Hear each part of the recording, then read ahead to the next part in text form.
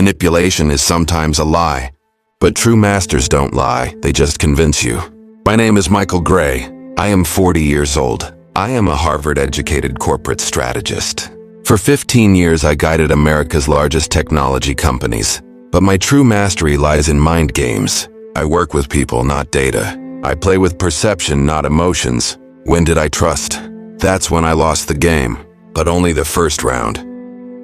My partners, Daniel and Veronica Hale. Daniel is a financial wizard who came out of Wall Street. The moment he sees the numbers, he either sees a fortune or a collapse in his mind. Veronica, she is a master at reshaping brand image, coming out of the media. She knows not what to say, but when to say it. Me? I wrote the algorithm. Mindform Inc. was born from the intelligence of 3 people, but manipulation begins within 4 walls. And I realized it too late. The first suspicion. It began when Daniel presented the social behavior mapper I developed as his own idea at an investor meeting, as if he had forgotten to thank me, as if I didn't exist. But I turned a blind eye. It was a mistake, I told myself. I started observing. Veronica began holding private meetings with the board members. I was watching from afar. The second blow came from Veronica. She had started labeling me as the founder with balance issues. My detailed sleep reports, psychologist consultations, therapy history, all of it had fallen into the board's hands. Veronica claimed she did it for the company's well-being, but she never told me that. One morning, I was in my room.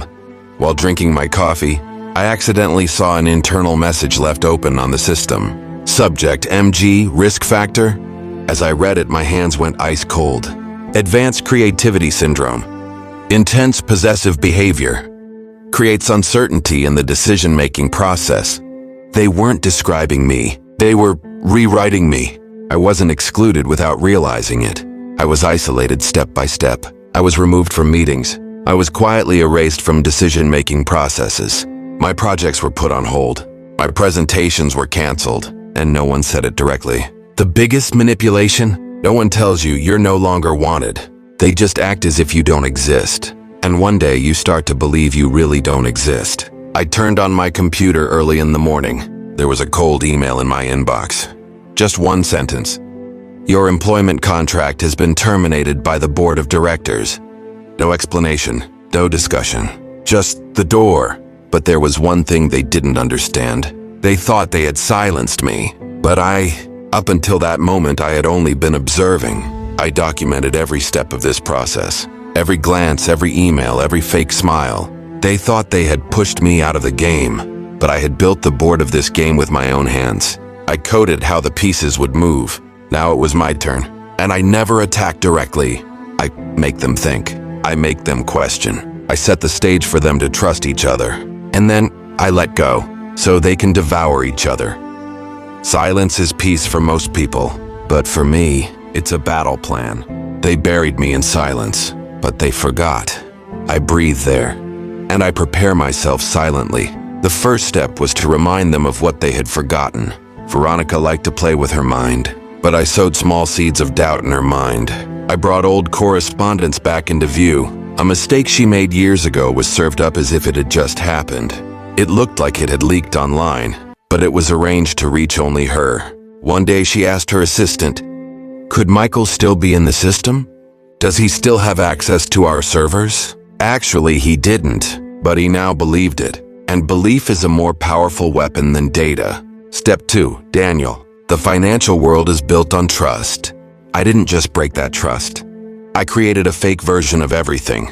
I added documents to Daniel's presentation files, as if he were making secret deals with foreign investors. These documents were sent to the company's lawyers as an anonymous file. When asked about the source of the documents, everyone remained silent, but all eyes turned to Daniel. He tried to deny it, but we were talking about the data. Even if those documents were lies, debunking a lie cannot erase belief. Third step, creating a void. I exposed Veronica's security vulnerabilities. I found her old emails, her private notes to consultants. Daniel is becoming uncontrollable. He could be as dangerous as Michael. These sentences fell into Daniel's lap. The order they had built by whispering to each other was now being shattered by shouting. There was no eye contact in the company's corridors anymore. Meetings were shorter, voices more subdued, and I was nowhere to be found. But I was everywhere, because my plan was mental, not digital. This wasn't a hack. It was a perception coup.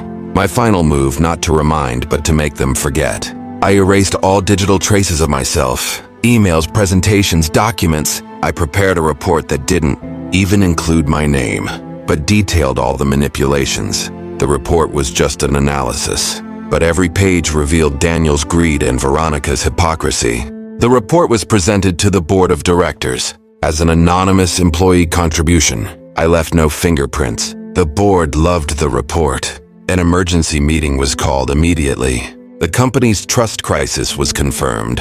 Veronica spoke angrily on the phone for the first time. Daniel started going to the office alone after that day. They didn't trust each other. Actually, they were right. Because both of them were right. They had truly betrayed each other. But they didn't know who had sparked it first. And the best part? I didn't know either. Because this plan was so organic, I just triggered it. They did the rest themselves. My plan was over, but my game was just beginning. Michael's voice is slower now, more tired but still sharp. Sometimes justice doesn't come with a bang. Sometimes it just falls silent, and everyone knows what that silence means. My plan had worked, but this wasn't a victory. It was the end. Daniel lost the confidence of investors. One night, the phone stopped ringing. Emails waiting for replies remained unanswered. One morning, the New York financial press ran a story about him with the headline, "Inside Leak Scandal." His face was blurred, but the message was clear: trust was gone. Veronica was more interesting. The queen of public relations could no longer even salvage her own image. During an interview, she had a nervous breakdown on live TV. "I didn't do anything," she said. But at that moment, Mindform's internal reports had been leaked. By whom? Unknown. But those reports bore her signature. In her own words, she watched her own downfall. 3 seats are now vacant on the company's board of founders. They kicked me out, then turned on each other. Mindform Inc. is still alive, but soulless. Investors have pulled out. Management has been restructured. They licensed my algorithm, erasing my name. So be it, because I had already started building something else. I didn't burn that building down. I just dropped the match and watched them burn. Michael turns his eyes to the camera. This wasn't a story of anger. This was a story of reminder. Manipulation is sometimes just a glance, sometimes a single word, silence. But the real question is, when will you realize it? Who is guiding you? Who is making you invisible? If you've seen the story come this far, you know too. Manipulation doesn't just happen in TV shows. It happens at the office, in relationships, among friends. They convince you right to your face, and by the time you realize it, you're already alone. What about you? Have you ever experienced a moment of silent exclusion? Write in the comments. Share your story. Because this story isn't just mine. It's a reality we all live with, but can't talk about. In the upcoming videos, we'll dive deeper. Manipulation in marriage, the invisible battles in the workplace, and the psychology of revenge. Subscribe, because the next story might be yours.